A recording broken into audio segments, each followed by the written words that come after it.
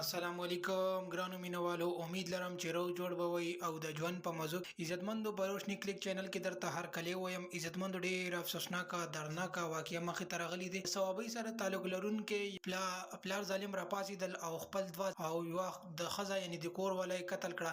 نو آیا د دې بارې ولې قتل کړل او د دې بارې کې مکمل معلومات در سره شریکوم. ملګرو په دې باندې یوسف جان ویډیو جوړه کړې وه چې د هغې په وجه د یوسف جان خبرې سره شریکوم چې دې بارې کې څه ملګرو. ویډیو کتو نه مخکې که تاسو زموږ په چینل نوي وئ نو زموږ چینل د سره ضرور سبسکرایب کړئ چې زموږ کومه نوې ویډیو راځي چې هغه تاسو ته زر تر زره دررسي. او د دې سره د ټالۍ نشان هم ووایي چې تاسو د تازه معلومات نه زر تر زره خبرې. ملګرو ډېر افسوسناکه دردناکه واقعه مخې ته راغله. صوابۍ سره تعلق لرونکي یو پلار ظالم راپاڅېدل او خپله ښځه او دوه ځوانان بچي ډېر په بېدردۍ سره قتل کړل.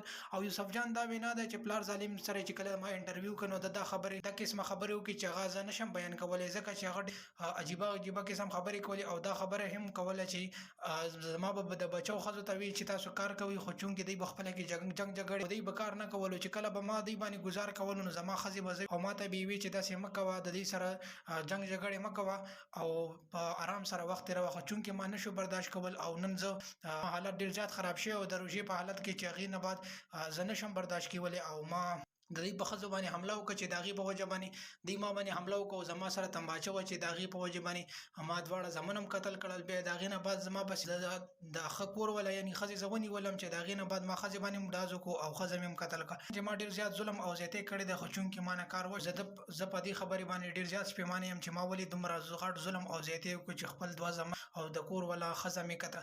ملګرو د سړی به یوسف جان ته په انټرویو کې ډېر زیات جړېدو او ډېر زیات خفه و چې ما نه ډېر زیات ظلم او زیاتۍ شوی دی.